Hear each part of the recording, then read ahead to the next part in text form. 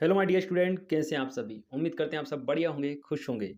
तो आज हम आप सभी के लिए लेके आए हैं क्लास 9th मैथ का अर्धवार्षिक परीक्षा का पेपर, जो कि साल 2022-23 का है।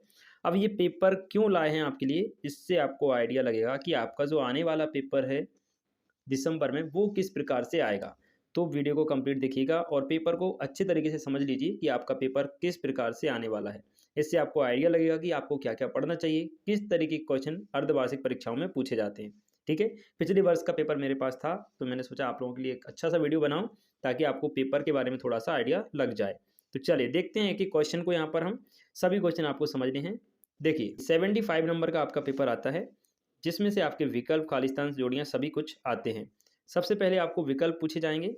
देखिए सही विकल्प चुनकर लिखिए। फर्स्ट वाला दिया गया 1/2 प्लस 1/3 का मान क्या होगा, तो आप सभी जानते हैं 5/6 हो जाएगा। ठीक है।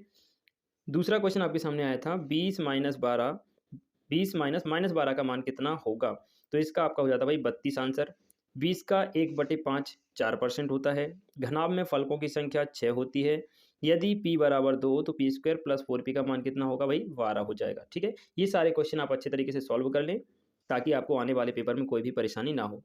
इसके बाद अगला क्वेश्चन था निम्न में से कौन सी परिमेय संख्या नहीं है, तो आप सभी जानते हैं √23 अपरिमेय संख्या होती है, ये परिमेय नहीं होती है। इसी के साथ आपके आए थे खालिस्तान। देखिएगा खालिस्तान में थोड़ा सा ध्यान देंगे आप लोग। पहला वाला खालिस्तान आया था भाई 4x² में एक्स क्यू का गुणांक पूछा है। अब देखो इसमें एक्स क्यू कहीं है ही नहीं है, इसलिए एक्स क्यू का गुणांक 0 हो जाएगा। एक घात वाले बहुपद को रैखिक बहुपद कहते हैं। क्या कहते हैं? रैखिक बहुपद कहते हैं। इसी प्रकार अगला क्वेश्चन आपका आया था 4-3 किस चतुर्थांश में होगा। देखो पहला मान प्लस का, दूसरा माइनस का, तो ये होगा भाई आपका चतुर्थ में। किस में हो जाएगा? चतुर्थ में। एक ही रेखा के समांतर खींची गई दो रेखाएं समांतर होती हैं बच्चों। एक समबाहु त्रिभुज का प्रत्येक कोण 60 डिग्री होता है। हमने इसको सॉल्व भी किया हुआ है, ये पेपर में ये हमारी बुक में क्वेश्चन भी दिया गया है। ठीक है। इसी के साथ पाइथागोरस प्रमेय आप सभी जानते हैं कौन से त्रिभुज के लिए लागू होती है, समकोण त्रिभुज के लिए प्रसिद्ध है। ठीक। इसके बाद सही जोड़ियां आई थी, जिनमें एक छोटा सा मिसप्रिंट था। सबसे पहली जोड़ी आपको दी गई थी भाई कि 64 की घात 1/3 का मान कितना होगा, तो इसका जो सही मैच होना था वो यहाँ पर कहीं भी नहीं दिया था, कहीं भी यहाँ पर नहीं दिया गया था। ठीक है। तो ये एक उसमें मिसप्रिंट आई थी। हालांकि इसका मान जो आता वो आपका 4 सही होता, और 4 यहाँ पे कहीं भी दिया नहीं था। ठीक।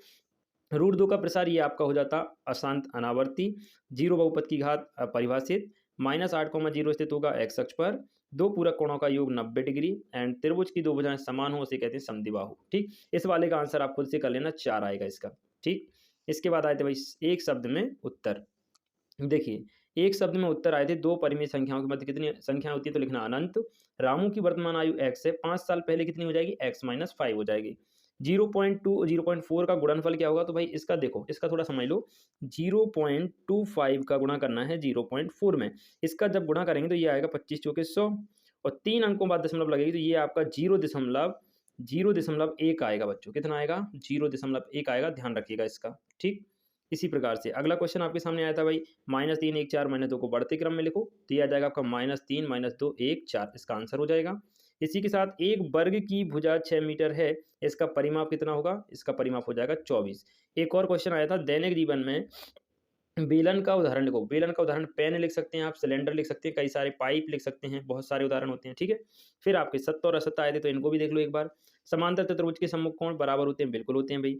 4-3 एक्स अक्ष पर स्थित होता है, गलत नहीं होता। एक बिंदु से होकर एक ही रेखा खींची जा सकती है, नहीं साहब, बहुत सारी खींची जाती हैं, तो ये गलत हो जाएगा। यूक्लिड मिस्र देश का निवासी था, जी हाँ बिल्कुल था। रैखिक समीकरण 2x-5 बराबर 7 का केवल एक हल होगा, गलत। इसके अनंत अनेक हल होंगे। ठीक। और 3√2 2√3 का मान 6√5 होगा, ये भी आपका गलत था। ठीक। इस प्रकार से आपके 70 आए थे। फिर आपके छोटे छोटे क्वेश्चन आए थे, तो ये क्वेश्चन आपके लिए होमवर्क में है, इनको आप खुद ही सॉल्व करेंगे, क्योंकि बहुत ईजी क्वेश्चन है।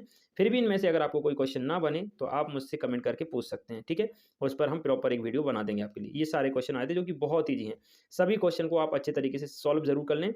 इनमें आपकी जो है एनसीईआरटी वाली बुक है उससे भी क्वेश्चन आए थे, और जो आपकी ब्रिज वाली बुक है उससे भी क्वेश्चन बहुत सारे पूछे गए थे। ठीक है। तो मैं उम्मीद करता हूँ आपको ये वीडियो थोड़ी हेल्पफुल लगी होगी, आपको आइडिया लगेगा कि आपका आने वाला अर्धवार्षिक परीक्षा का पेपर कैसा आएगा। ठीक है। चलिए मिलते हैं आप सभी से नेक्स्ट वीडियो में, तब तक के लिए खुश रहें, मस्त रहें। जय हिंद।